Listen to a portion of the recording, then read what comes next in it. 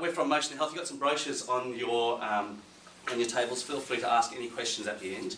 But Kath is one of our physiotherapists. We've worked for 2.5 years, been a physio for 12 years total, and specialising in musculoskeletal injuries for about 8.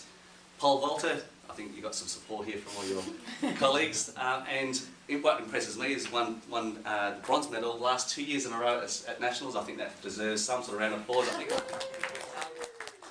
Over to you, Kath. Thanks. Promised he wasn't going to say that. So yeah, Neil's going to be taking you through some practical components later, so I might get him back later and pick him up a little bit. But so, as he said, we've basically bringing you this presentation just to try and redefine the core for you. And really the aims of today, I'd like you to kind of get a basic understanding of the theories behind spinal stability and instability and why achieving spinal stability is so important. I'd also like you to leave today with a little bit of an understanding of the importance of the active system. Now that's the muscular system and its role in providing assistance to the stability of the spine. And then also Neil's going to help you to understand some of the basic training principles applied to strengthen the muscle system. So basically to start with, we need to go back to the basics. We need to look at the spine itself and its biomechanics, because what we're trying to do essentially is support the spine. Okay, so the spine can be looked at as being made up of motion segments. Now a motion segment, you all know that the spine, you have 7 cervical, 12 thoracic, 5 lumbar, 5 sacral and 4 coccyx bones. So you have these vertebral bodies on top of each other. A motion segment is basically 2 vertebral bodies, okay, on top of each other. The motion segment can include then the ligaments that surround it, the muscles that attach to it, the capsule that attaches to every joint, which is basically just a fibrous sheath that surrounds the motion segment. And these motion segments during normal spinal movement, so we know that our spine can flex, it can extend, it can side bend, and it can rotate. During these normal movements, we also get what we call accessory movements. So the motion segments can either translate or rotate during this normal spinal movement. Now what I mean by that is, just stay there for a second. So translation is basically where one motion segment will slide forwards relative to the other motion segment, okay? So if you couldn't see that, it's basically that. Rotation is basically where one vertebral body moves in a rotatory movement around a central axis relative to the other motion segment. So that movement, okay? So what is actually spinal stability? Well, we talk about something called the neutral zone. So when we first go through these accessory movements, whether it's a translatory movement or a rotatory movement, what happens is that initial bit of movement is privy to very little resistance. So we don't have anything stopping us from moving. We don't have any ligament restraint. We don't have any muscular restraint. We don't have any capsule restraint. We basically can move with no resistance at all, and we call this initial stage of movement the neutral zone, okay? Basically, if we were to keep going... Yeah, sorry, it's mine, just leave it. Right. Ignore it. Ignore it? Yeah. Alright, no, leave it there. It's recording as well, so... Oh, okay. So, if we've got the neutral zone, which is that initial stage of movement, but then we have something called the elastic zone. So basically no range of movement can keep going forever. You have to stop somewhere. So the elastic zone is basically the end stages of that movement where you start to get ligaments muscles, joint capsule, telling you enough is enough. We can't go any further. It sends the messages to the brain, and you start getting that resistance to further movement. So that's basically happening during the movement of the spine, those little translatory movements or rotatory movements, completely normal. Instability of a motion segment, so instability at one level of the spine, and it can happen at various levels. It can happen at one, it can happen at multiple levels. But instability of a motion segment is believed to be an increase in the neutral zone relative to the total spinal range of movement. So our total spinal range of movement is made up of that neutral zone and that elastic zone. So that's the total amount of movement we've got at each motion segment. Now if that neutral zone is large in relation to the rest of the range of movement, then that's where we can say that a motion segment could be unstable. Okay? Everyone understanding that so far? Yeah? So how then do we achieve stability? How then do we improve on that instability at a motion segment? So we have a spinal stability system made up of three things. We have a passive system, an active system, and a neural control system.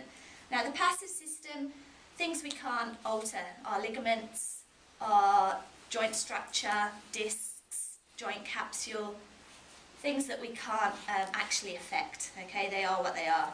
Active system and neural control system are two things that we have control over, so they're things that we can influence in training. So the active system, as I've said, is our muscular system. So we can use our muscular system to activate and cause increased stabilization around that motion segment to try and give it a little bit more stiffness or resistance. Neural control system is basically the link between the active system and the brain, okay? So the brain is sending messages down towards the active system. It's the awareness that we have of our position, it's the awareness we have of whether or not we've got a muscle activated or not, and that can also be improved with training and specific types of training, which we'll go into. So our active system, talking about our muscles, which is what we can influence in stability. So this is what we're really talking to you about today, is training this core system, this active system. So what most people believe when you talk about the core is that we're training their abdominals. You know, they say, oh yeah, I do lots of core exercises, I do all my sit-ups and I do my crunches and things, and they don't really understand what we're talking about when we're saying the core. The core is actually made up of a whole truncal area. So it starts off with our shoulder girdle, our collarbone, our shoulder blade, linking our upper limbs to our trunk. And down below, it's our pelvis linking our trunk to our lower limb movement. So we need that stability through that whole truncal area. Best described as a sort of a double-walled cylinder. So obviously you've got the top of the cylinder, the front of the trunk is that front wall, the back of the trunk is the back wall, and we've got that base of the cylinder being our pelvic floor, sitting underneath, in between that pelvic rim of the pelvis. So the other thing that's really important to know is in very simple terms, we have kind of three layers of abdominal trunk kind of muscular systems. So we have a very deepest layer, which we class in physiotherapy and exercise physiology sort of world and Pilates world as local stabilizers. So these are very specific muscles in that they're the only muscles that actually have a direct attachment to these motion segments, so that actually attach directly onto the bone. So they're the local stabilizers are those muscles that have that direct link to causing that increased stiffness around that motion segment. Okay, they're the only ones that are going to actually limit that instability at that motion segment because they're attached directly to it. Okay, so their role is not actually to provide that flexion, extension, side bending movement. Their role is purely to minimise that neutral zone movement, okay? Now the ones we're going to talk about specifically are your transverse abdominis, which you can see attaches right down across the deep area of the abdominal tissue, and then wraps around and attaches directly to the spine at the back. So it's like an inner corset. You've got another muscle at the back called multifidus, which attaches deep to the spine underneath your sort of erector spinae muscle, which is the big muscle you can kind of feel up your spine. And then you have your pelvic floor, which sits underneath the pelvic rim. It's not actually shown in this diagram, but it basically sits and creates that base. So going back then, so you've got an intermediate layer and a more superficial layer sort of on the surface. So talking about the most superficial layer first, that's your sort of big rectus abdominis muscle. These muscles provide torque only, so provide movement, big strong abdominal muscles.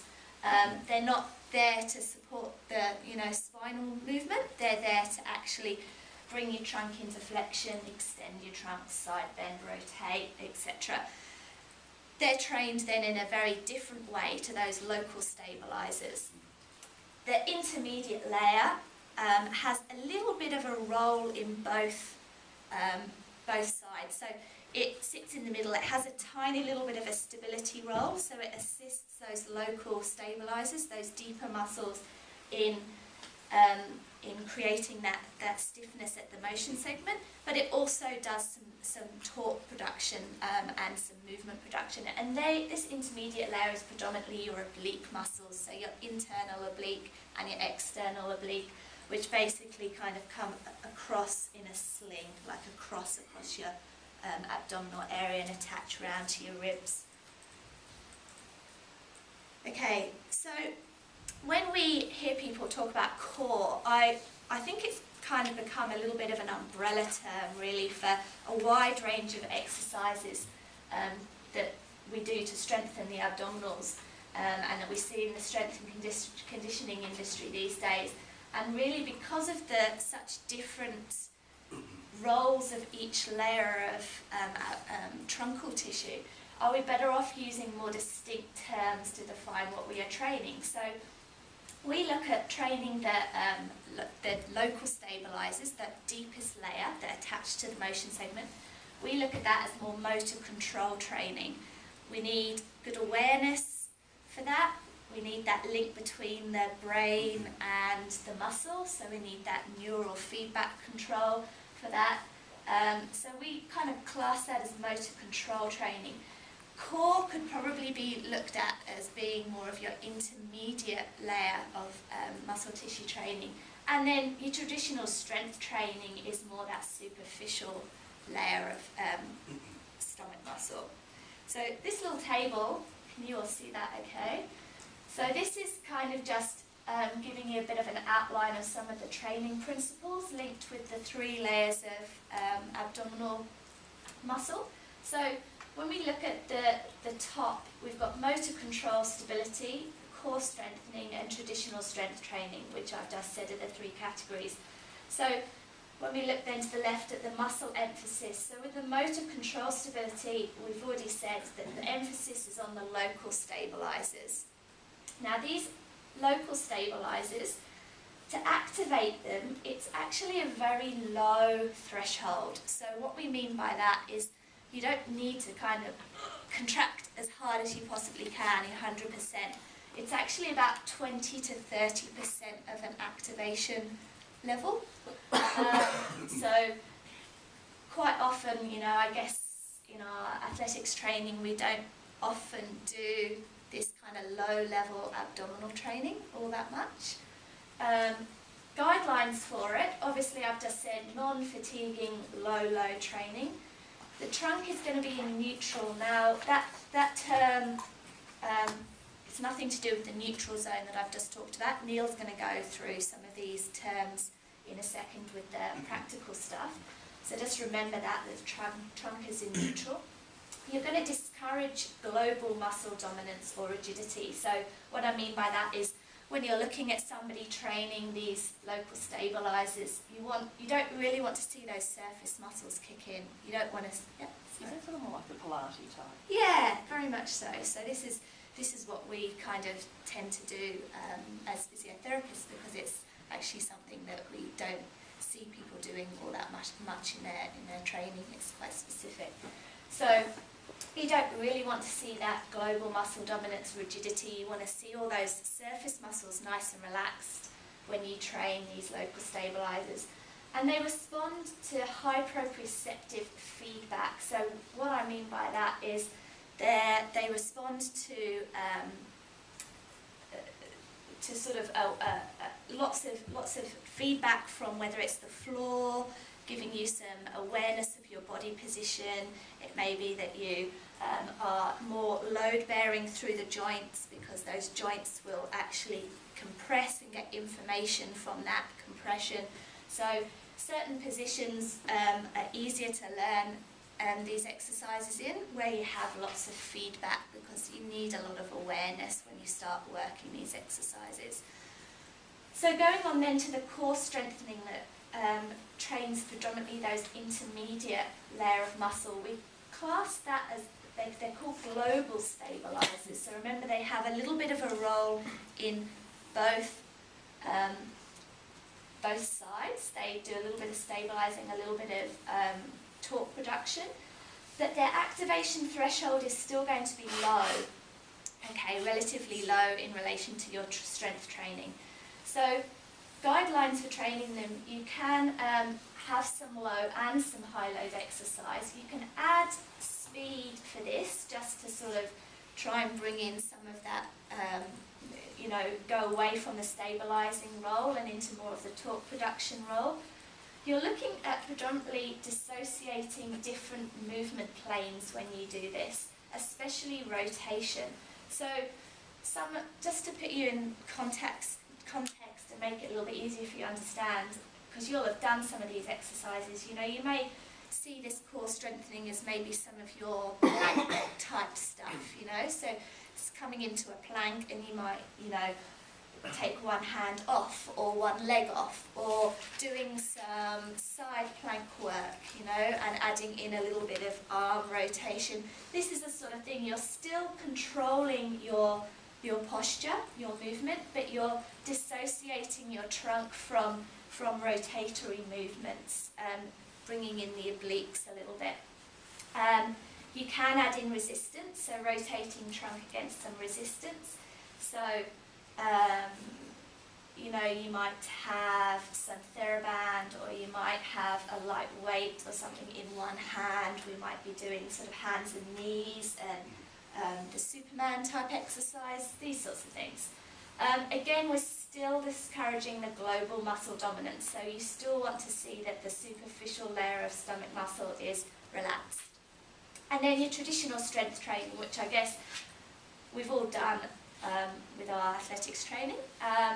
Global mobilizers is the term we use. So their activation threshold is high. The guidelines for training them, we're looking at fatiguing or high load exercise. Always involves speed. You're moving the trunk and limbs through range, especially in the flexion extension plane. So this plane. So it's your standard sit up. It's your medicine ball throw sit up. It's V-sits. Yeah. So it's all those sorts of things. It's bilateral. So that means two. So it's bilateral or symmetrical limb load. So what we mean by that is it's going to be 2 arms, 2 legs together. Yeah.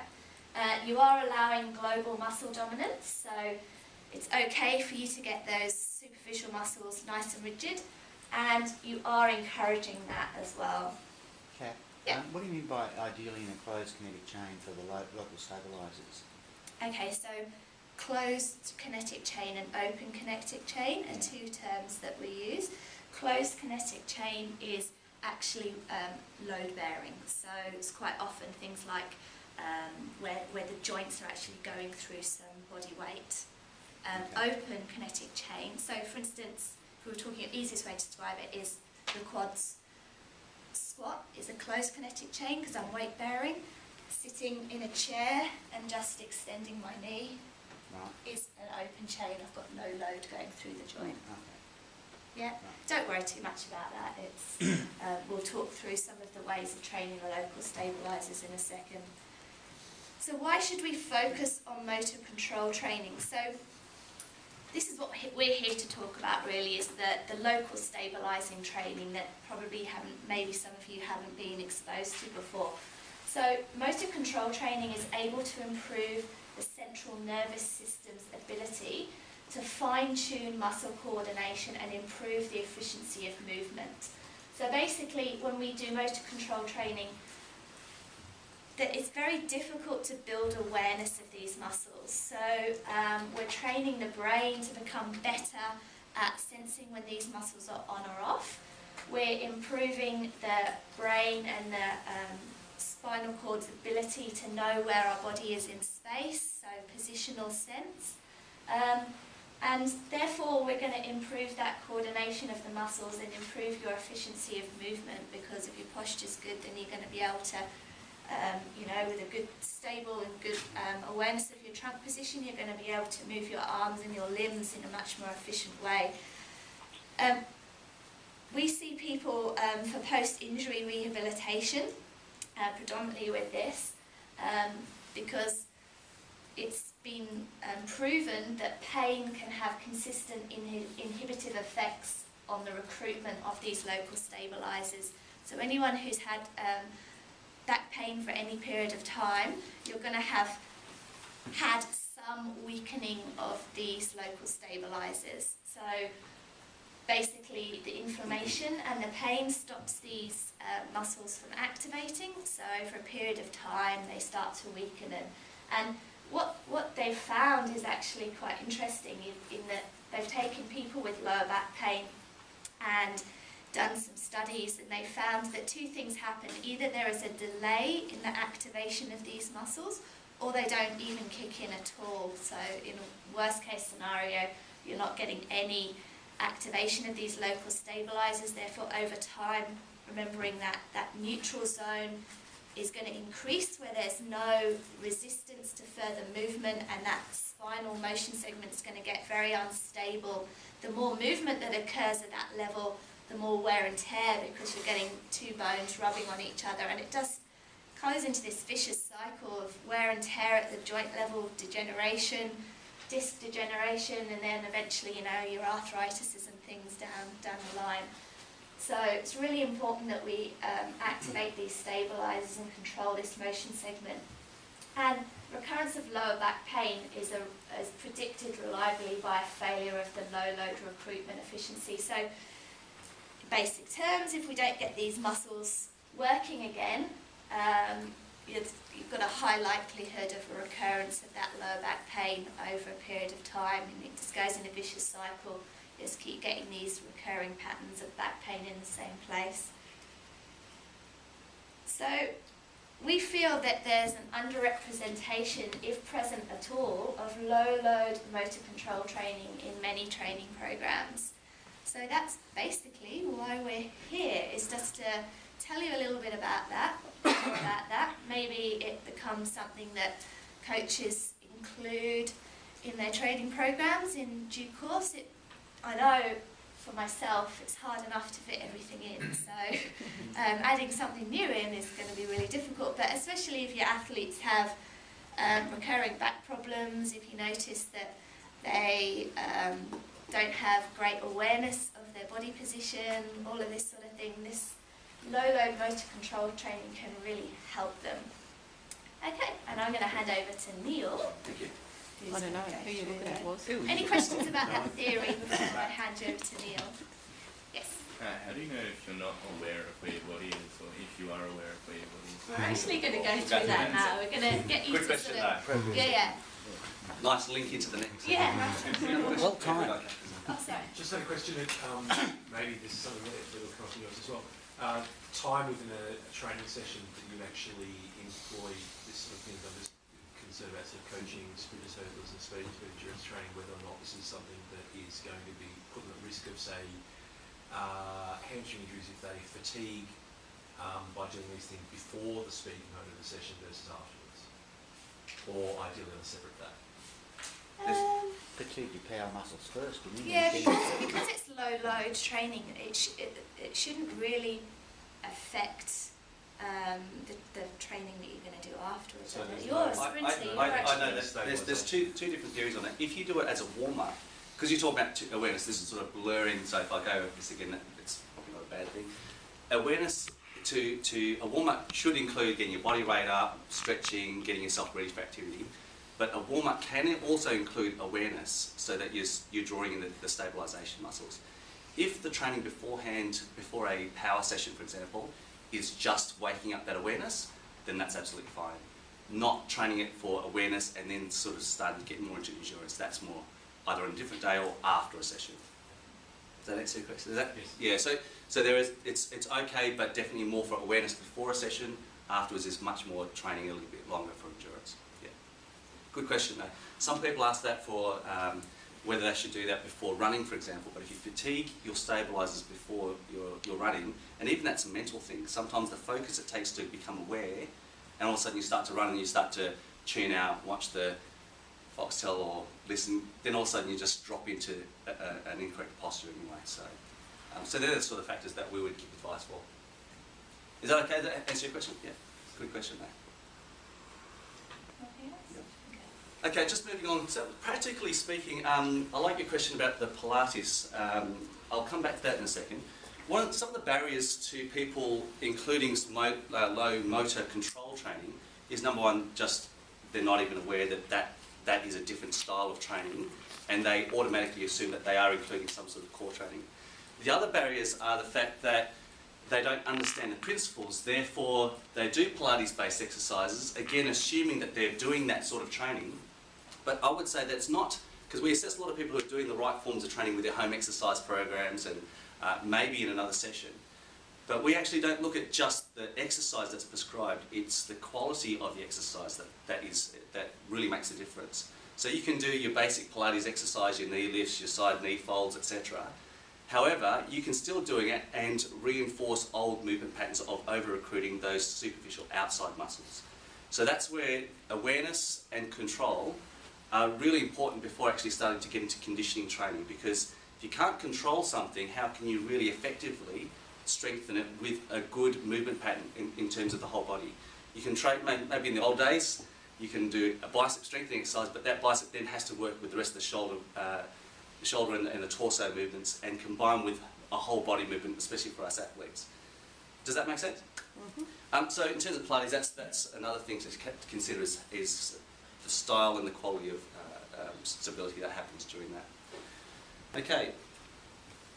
So in terms of redefining core, what we've hopefully achieved, and hopefully I'll get some nods, hopefully achieved is that core training is not just a general umbrella term for an abdominal workout. You know, you might get abdominal curls, you might get a little bit of bracing. It actually looks at something completely different, especially on the lower levels, the motor control stability, the deep core muscles, and basically with a more complete understanding, a more complete redefinition of what we understand as our core, athletes and coaches can ensure that we're getting a more complete training program that cover all the bases, rather than neglecting some at the expense of the other. What we're proposing really is that, especially in here, and people who are listening maybe on YouTube later on, is that we go through and we check that we've got a controlled exercise program that includes awareness.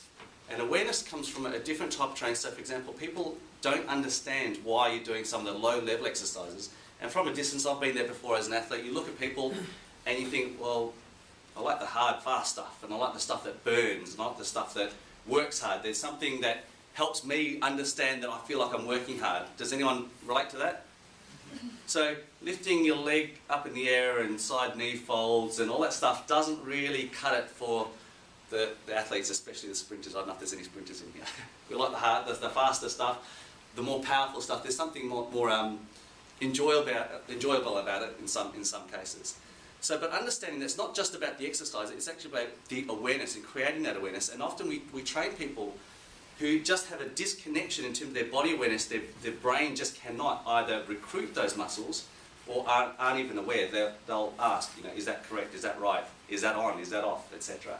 So during that awareness phase, what we go through is a lot of education, which you've partly gone through today. Learning how to activate the muscles first, how to switch them on. And also we rely in that phase on a lot of external feedback. Us actually palpating muscles, which we'll go through in a second. External feedback in terms of the quality, sometimes looking at yourself in the mirror and saying, yes, actually, did you know that you're slumping during that? And people go, no. And you straighten them up and they'll think that they're in this position because they're so used to carrying them in a different position. Then run relate to that. So it's very difficult to bypass an awareness stage and then get into strength work when they think that they're in a straight position. And they might understand the principles of actually being aligned, but if awareness isn't 100% accurate, well, they're going to be strengthening and reinforcing an old, inefficient movement pattern, which we see as well.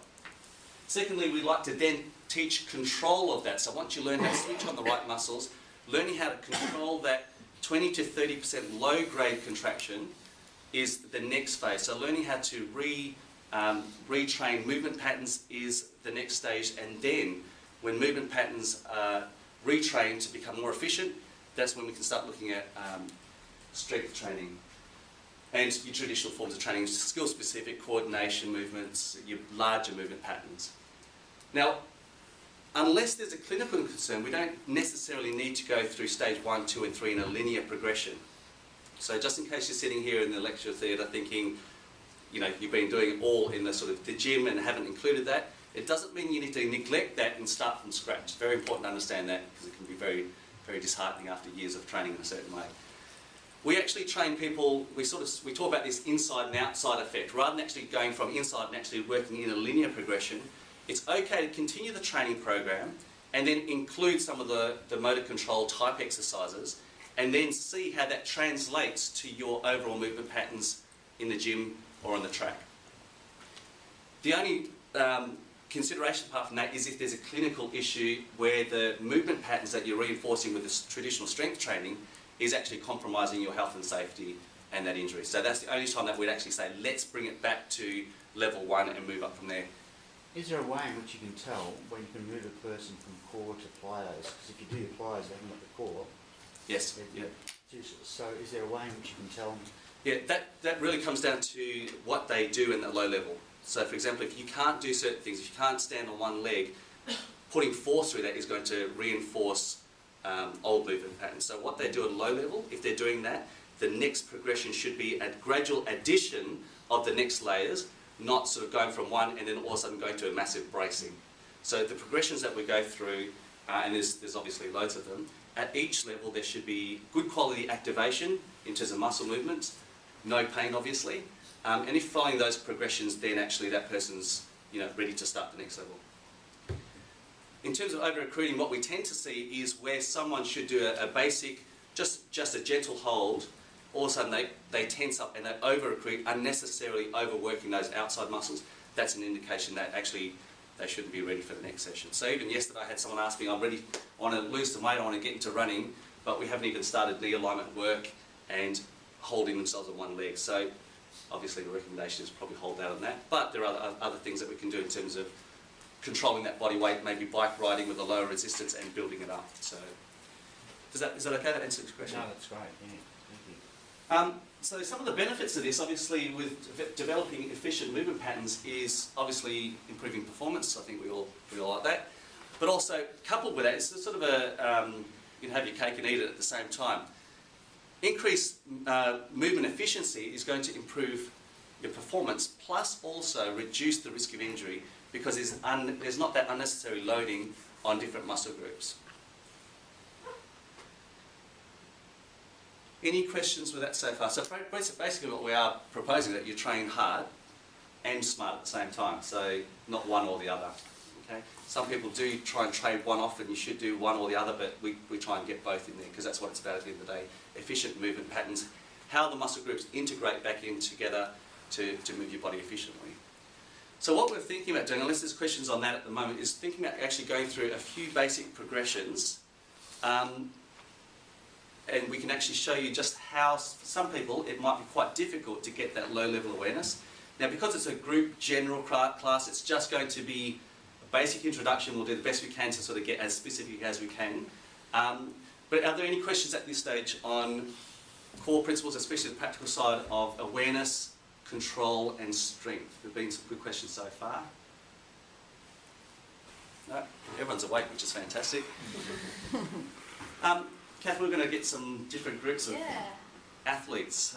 We were thinking of getting a few people from different athletic events. So I know we've got Mitch the high jumper. We can have a pole vaulter. Maybe one of the twins up there can come down and be a pole vault representative. What else have we got in here, athletics-wise? Sprinters. Have we got a hurdler? Let's get a hurdler down. Got coaches too. They always have terrible talk. A sprinter. Do we have a sprinter? Long distance. Long distance. Yeah. I've been a distance runner. I've done it in feet. We might actually, because of the room structure, we might actually put people on the big stairs. Yeah, that's right. So if you could set yourself up, can you see the landings? There's a sort of a larger step. If you could lie down on your back, I promise. Now, just to put you at ease.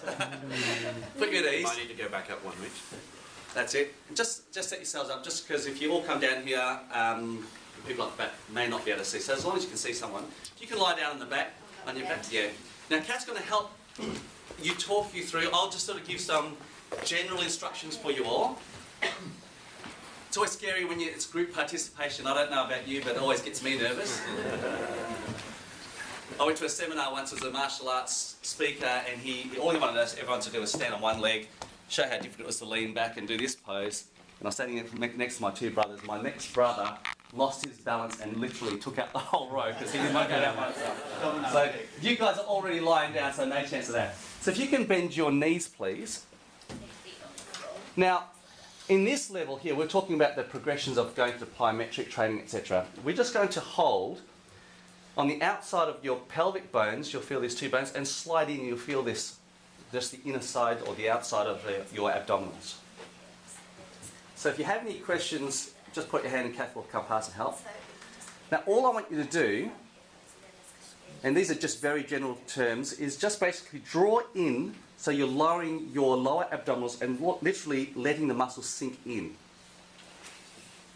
So it's almost like imagining a weight that's just gently being rested on your abdominals, and rather than pushing up, it's actually just drawn in. Now please, word of caution, breathe at the same time. Is this the same concept with belly button and spine? It is. Now we get much more detail in the studio.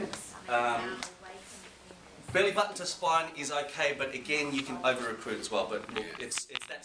For now, that's the same sort of concept. Okay, let's just do that again. Now, when you draw in, place your fingertips to the side. When you draw in, put your hand up if you can feel muscles underneath that, sort of almost pressing up against your fingertips.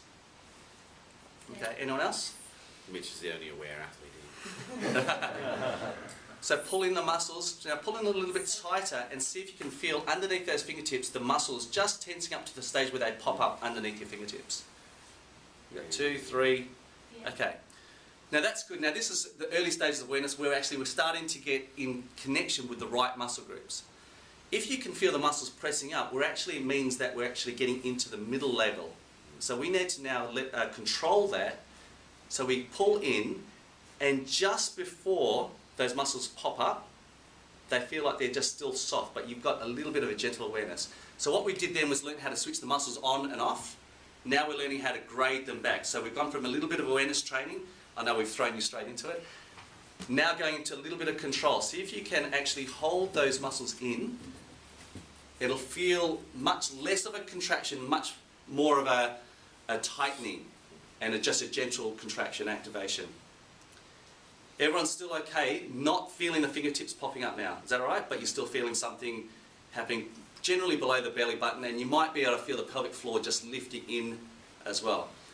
From that position, we're going to test now the strength of that position. We're going to lift up one knee and hold.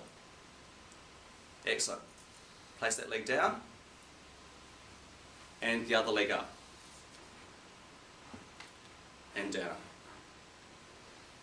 And relax. Did anyone feel as you moved that the muscles all of a sudden popped up? 1, 2, That was just scratching your nose.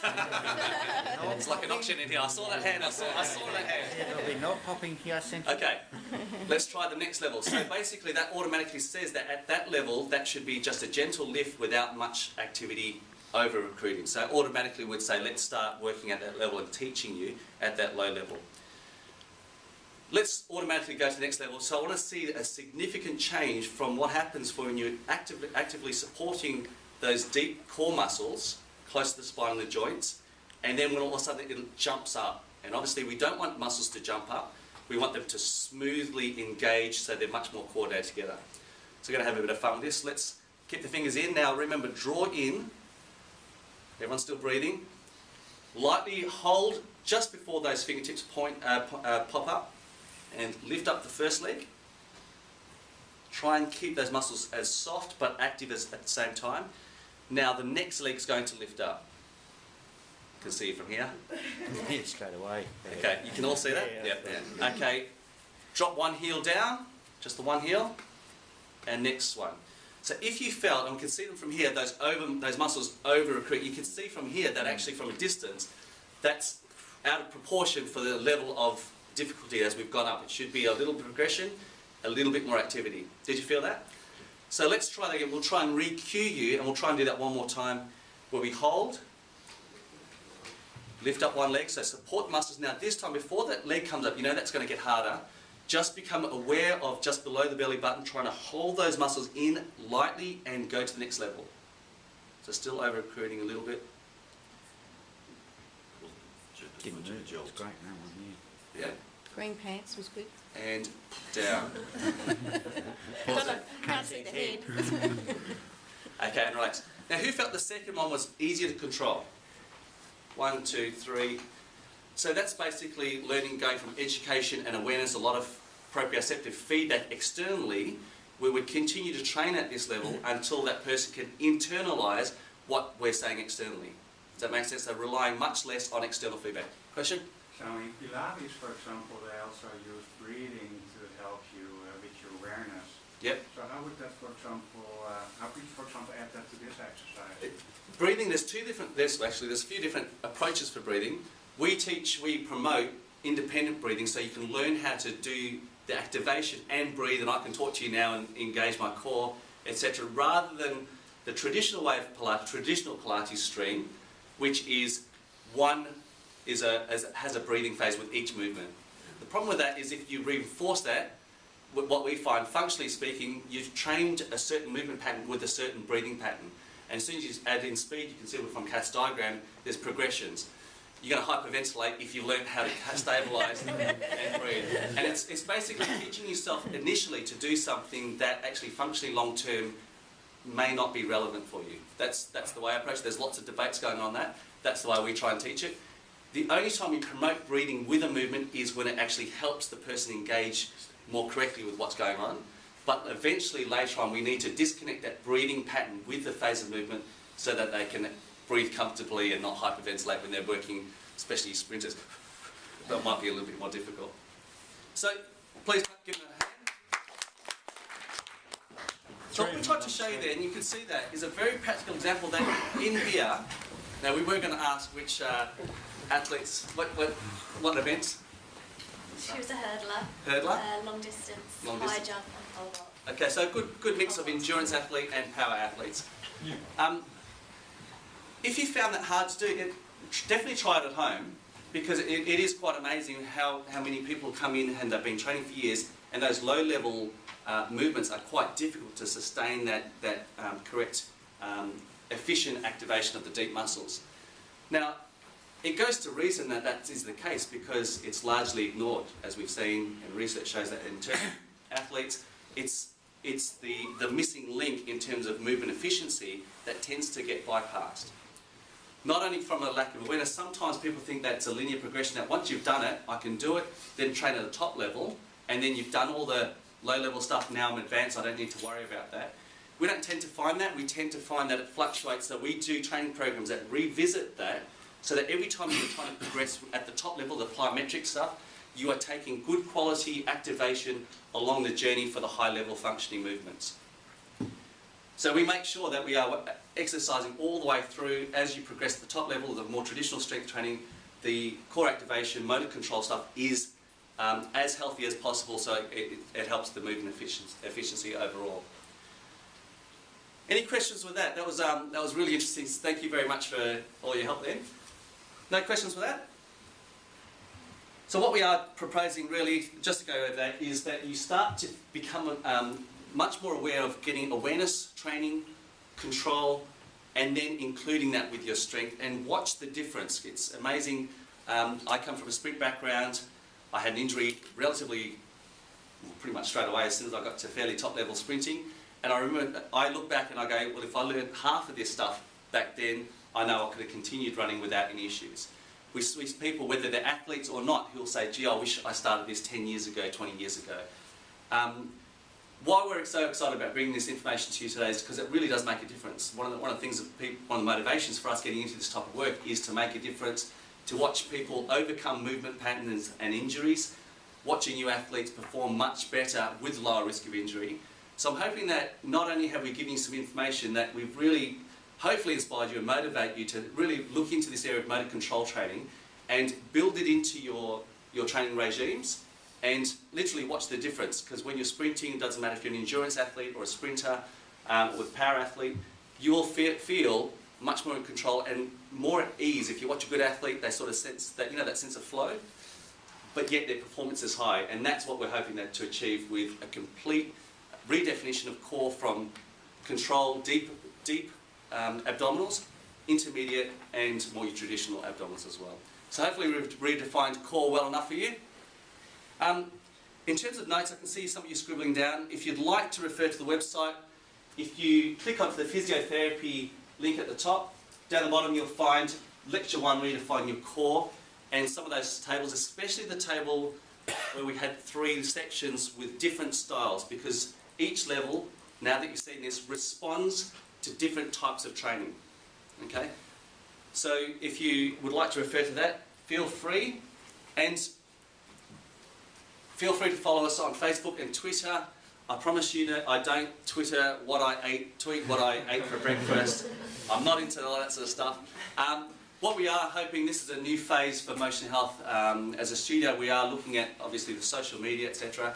We want to bring out a positive health message that really empowers athletes, coaches, pretty much anyone who really needs this sort of information, so they can get to the next level with training and overcome these injuries as well. So, any questions before we finish up and wind up? What's the role of the Swiss ball, football type exercises within the core? The role, I don't know if everyone heard that, what's the role of the Swiss ball and any sort of balance implement when you're training? The low-level stabilisers tend to respond well to low load and also proprioceptive challenge, or balance challenge is probably the best way. So that low load, we're not holding heavy weights on it, but trying to get some sort of little bit of instability so they learn to draw in. So that's another way that once you learn the basic activation, then we step them up to the next level. So that's the idea of training on some sort of unstable surface, whether it's a Swiss ball or Duradisc, soft pattern, etc. Yeah, great question. I think the only difference is when, again, same thing, when people, if they can't do the basics and they all of a sudden stand on an unsteady surface, what they will do is go further into their movement pattern that's inefficient. So if someone's standing up on one leg and they're slinging off the outside of the leg because they can't efficiently hold themselves up through core and glutes, you stand them on something unstable, they will drop more into that pattern. So again, it's not about the exercise, it's about what happens during the exercise that really affects the outcome long term. Any other questions? Neil, is there any benefit in doing very powerful type exercises? Yeah. What do you call that? Isobayatus, where you're rolling out. If you can eliminate your external muscles from working, yeah. Is there any benefit in doing heavy loads on those core muscles? I missed the first bit. Which exercise? Like an isobayatus. What's an isobayatus? You're on your knees and you roll out straight out. I don't understand, yeah. Okay, Okay. A wheel. Yeah, okay, so rolling out. Yeah. It's the same principle. If you add speed, load, difficulty of the exercise, what you want to do is make sure you're taking the awareness and the control with you. So, for example, if that's going to get much more into traditional strength and conditioning. Only if it's a super advanced core one. If they're not activating their external muscles, that would be okay.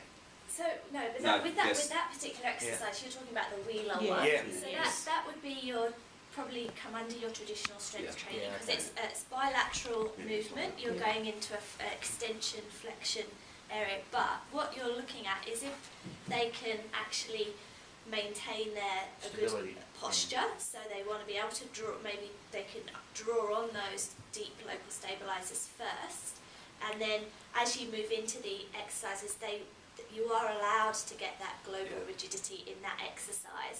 But if they're getting global rigidity and it's pulling them into a bad position, Yes. or then you would view that that would be the wrong type of exercise at that stage. And it might be that they can go into a certain range of movement and keep their control. And then So you you get would the work last them in that Yeah. range of movement rather than going all the way out Mm.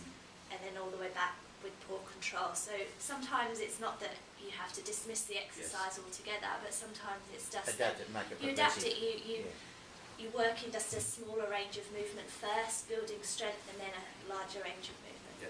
So some of these exercises, the traditional ones, are not supposed to just then. What we're saying is it's not one versus the other. So definitely not trying to say it's only about the deep muscles. So that the question of should they disassociate or not work those outside muscles. Some of those exercises should be getting to a stage where they all are contributing, but making sure we're not neglecting the deeper ones. Yeah. What we tend to find with people who have neglected the motor control deep stabilisers, the local stabilisers, when they start to do strength and conditioning at the top level, they already over recruit, then they add in more advanced exercises and add weight and add range of movement, and basically the only way they can get away with it is to over recruit more of that. So that's where we find athletes at some stage the body, because that neutral zone that Kathy was talking about, basically at some stage either injury or performance, we try and watch for early warning indicators. Early warning indicators before someone's got a problem, we can actually see movement dysfunctions and actually identify them early before there's a problem and try and get them onto that at that stage. So that's another thing for you athletes training, being proactive rather than being responsive. So rather than seeing a physio, an exercise physiologist for this this is sometimes treated as rehab. You know, and most people only sort out a rehab issue once they've got pain. This is preemptive. This is actually looking at things beforehand and actually saying, well, this is not just an optional extra when you've got an injury. This is actually essential for efficient movement patterns all the way through. And it's something that I think really needs to be looked at proactively rather than reactively when, yes, I've had an injury, let's try and now sort this out. So save yourself a lot of time, heartache and effort as well. Yes? Do you have a list somewhere of exercises including a progression that you recommend? If you keep in touch over the Facebook and the website, we will be putting up more and more progressions. Like I said, it's a fairly new phase for us as a business, but we will be putting more and more information out there for athletes to follow in terms of easy progressions to go from. So certainly. Any other questions? I know we're getting along in time. What other injuries apart from back can you get from not sort of working on those deep muscles? We see a lot of, especially with athletes, a lot of hip, knee, lower limb injuries just from not having good core awareness. I mean, you kind of quite often see if you ask someone just to stand on one leg and can they do a squat with good control, keeping that knee aligned over that foot, you get a lot of females coming in with knee pain because they can't even just do a simple squat, so that's something that coaches can look at. So lower limb injuries, obviously shoulder, and the throwers and things, if they haven't got good awareness of their sort of posture and things. I mean, body it pretty much can. Look, I'll give you a general rule. If you lock in your abdominals and brace, imagine trying to move with a lockdown area here. If you're throwing and doing dynamic movements, where you're locked down, the movement has to translate to above and below that area. So you can have upper neck problems, shoulder issues. So for example, throwers, tennis players, golfers, they might have shoulder issues, which is the symptom possibly of not effectively engaging core to get the movement pattern to produce the power, and they're trying to produce, we see a lot of tennis players who are competitive, who get the ball up, they know that they need to get the shoulder back there, but they can't rotate through their thoracic spine, so they'll do all the work through the shoulder and produce all the power from here, rather than efficiently engaging one step at a time, the larger muscle groups, and then the ends phase becomes this nice fluent movement. Have you ever seen someone throw a ball with good technique? They'll wind up, they'll throw, looks all nice and easy, and the ball flies. Someone who doesn't, they look like they're disconnected and everything, and then the ball drops out at the end. That's pretty much what we're talking about. It's that sort of injuries can go either way, and usually goes to wherever the weaker link is, or the link that's being overworked because another area is not doing its job. So for pole vaulters, when they take off, they would have a big arch in their back if their core is not actively Yes. engaged. Yes. yes, but And so they have the arm behind the shoulder and they've got the big back arch and... yeah. Yeah. But there's a whole bunch of ones. Yeah. But what about age? The age that you should start looking at these exercises for junior athletes? I'm getting questions for our youngest athlete, got the coach up here, so thank you for coming on, is about 14, 15. Okay. I've trained people as young as 8. Yeah. It really, it's awareness. It's awareness. I mean, I've got 3 kids. They've all got little aspects of training. My older one getting to the age of 10, he's pre-adolescent, obviously. I'm starting to watch movement patterns already, because if he hits growth spurt and is in the wrong position, he's got an enhanced problem. So he's plays soccer for South Melbourne. So awareness and education and control can happen at an early stage. The only thing for us in the studio is looking at the child's mentality in terms of being able to receive and focus and being able to... That's the only thing that we would look for, and we communicate a lot with parents on that one. So, you know, because it's like teaching a skill. So teaching them as early, so it's as automatic as possible, and more than just the skill of it, I think sometimes just the mindset of it. So if you teach, you know, kids, they get away with not doing cool downs, not doing warm-ups, etc.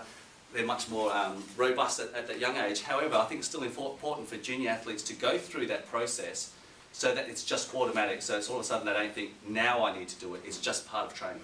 So as early as possible, as long as they're mentally aware of able to do the training.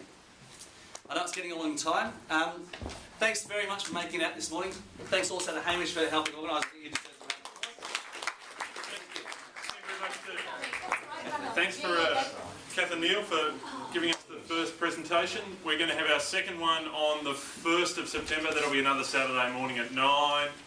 Follow us on Facebook or Twitter. Go to our website. It'll all be there. It'll be in the AV wrap as well. So if you found out about this through the wrap, just keep an eye out there.